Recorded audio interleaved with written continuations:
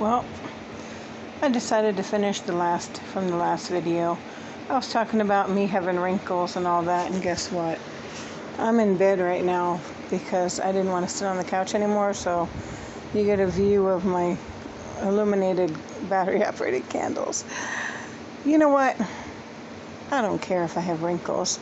I don't care if people look at me like the guy the other day that told me I was getting old looking because I was letting stress get to me. You know what? I don't care. I really don't. It doesn't change who I am inside. I've been belittled my whole life for various things. I've been made fun of. I've been pointed at. I've been stared at. Even worse now. I don't care. It's not right. I'm still who I am. Beauty is inside. It's who you are in your spirit. It's who you are in your heart and soul.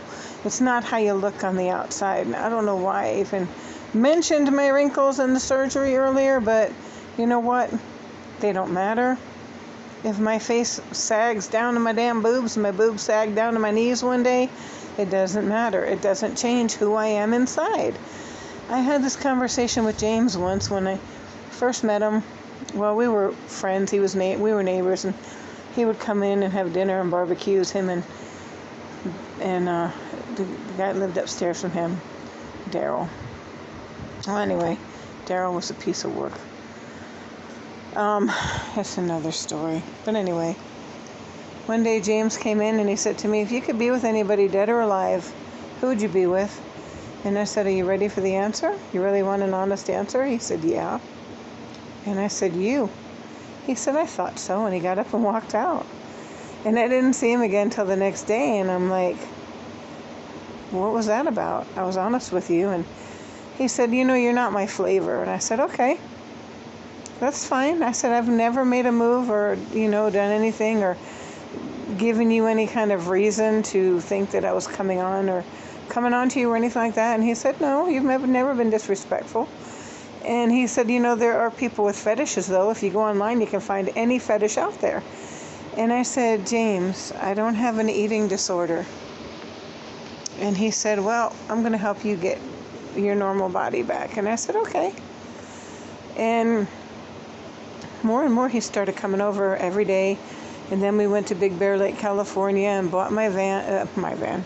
Now it's mine because he died, but we bought the van together, and a snowstorm came in and he wrecked Dennis's truck. We were in the snow. We ended up spending the night at Big Bear Lake in the hospital.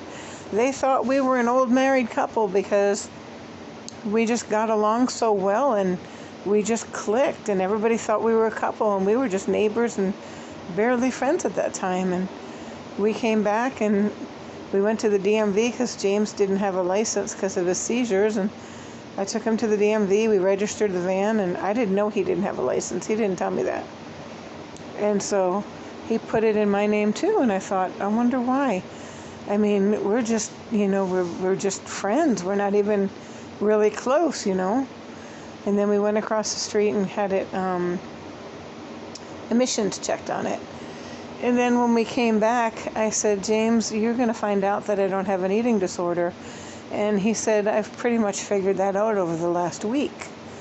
And I said, "Okay." He said, "You barely eat. I don't know how you stay alive." And I said, "So you're still going to help me get my body back to normal?" And he said, "Definitely." He said, "There's definitely something wrong with you. And I'm going to take you to every doctor there is in as many states as I have to until we figure out what's wrong." And in my mind, I'm thinking, but I'm not your flavor. Well, we left the truck up there because we came back in his van. And California Highway Patrol told me that I had 3 days to come back and get the truck. And when we were leaving the very next morning, it was gone already. I didn't know they impounded it. And so they got a letter in the mail 7 days later that I owed $770, and I just didn't have it. So James and I rented a pull-along trailer hitch. And no, we didn't. We drove up there, and he drove it to the guy's house we bought the van from and left it there for a few weeks. And then we went back up after we got the money together to go get it we got it at an impound, but we left it at the guy's house. So when we went back up the third time, we were sitting at a Valero gas station in Victorville, and That's when I said, James? And he said, yeah. I said, come here. And he was like, okay. I said, closer, closer. And that's when I grabbed him and kissed him. And that's when we got home later and he kissed me back and we just started acting like teenagers. But that's as far as we went. We just kissed and kissed and kissed. And I was okay with that for a while. But then I went to the hospital and they sent me to aftercare, and he saw how they were mistreating me. And I said, James, am I ugly? He said, no, you're beautiful. I said, okay. So when you first were judging me for my size, you said I wasn't your flavor. And he said, I wasn't judging you for your size. It wasn't my thing. And I said, well, now you got to know the real me. What do you think? And he said, you're beautiful inside and out. And I said to him, it doesn't matter how big or small you are. I said, because honestly, when I first met you, you weren't my flavor either. You were too skinny. And he's like, what? I said, yeah. You were 140 pounds and an almost 6 foot tall body. You were skin and bones, and you looked like a withered up older guy. And when you compared pictures of him then to when right before he died, people would tell him all the time how good he looked and how amazing I looked, and we looked great together, and we were happy. You know, that's what it happens when you're with somebody. I didn't settle. I told him right from the start, I'm not going to take any abuse like I did before. I'm not going to take cut downs and, belittling. And if you have a correction for me, do it the proper way. I said, and I never want to argue or fight because I'm not a fighter. If you have something to say it humanly, say it decent, and never bring me flowers, because if you do something horrible to me and bring me flowers I'm going to associate with something horrible every time. I hate when guys beat a woman, mistreat her, verbally abuse her, and then bring her flowers and she's supposed to accept it. That's bull. You don't accept it. So he never did. We only had a couple of disagreements. Like I said, none of them were ours. Excuse me. None of them were from him and I. We never fought over anything about him and I, ever. It was always something his family did. And he never wanted me to meet them, and I found out why after he died. I mean, he told me horror stories of how they treated his first wife. And they tormented her. And how they treated him, and how his one brother came out and stayed with him and his wife, and his brother was very verbally abusive to his wife, and his brother went out and got drunk and got, I don't know, his 5th or 6th DUI, and he was out messing with hookers, and James said, you got to go. And so he said, and he was the golden boy of the family, so James was kind of shunned. So I understood, like he was the outcast of his family, I was the outcast of mine. And one day on the phone with his dad, I got him connected with his dad again. His dad said, Jimmy Boy is the best looking kid of all of my 14. And James looked at me and said, how come he never told me that growing up? And I said, I don't know. I'm glad he sees it now, though. And I said, see? I said, you're good looking and it's shining through.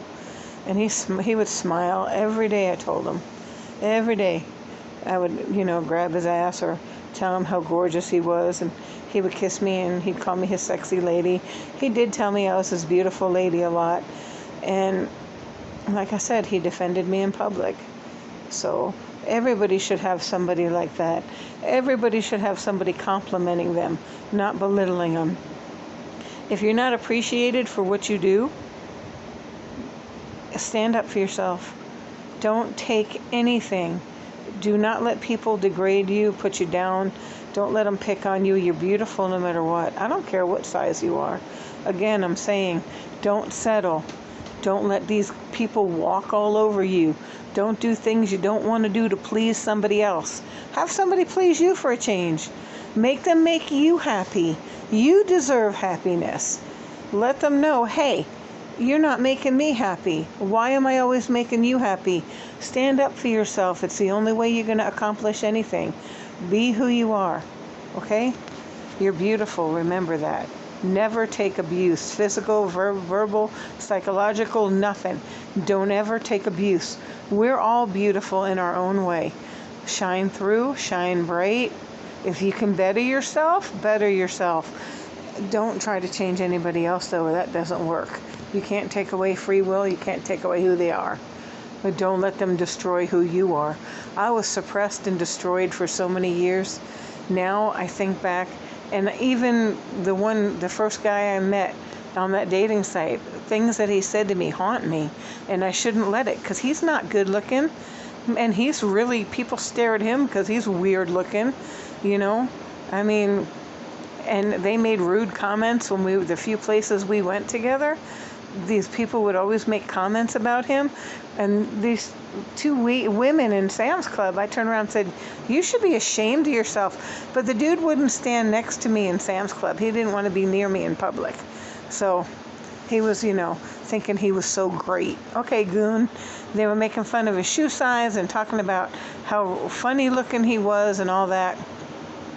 Well, I shamed them, and I should have kept my mouth shut because he wouldn't defend me. I should have just said, whatever, kept my mouth shut and pretended I didn't know him like he did to me.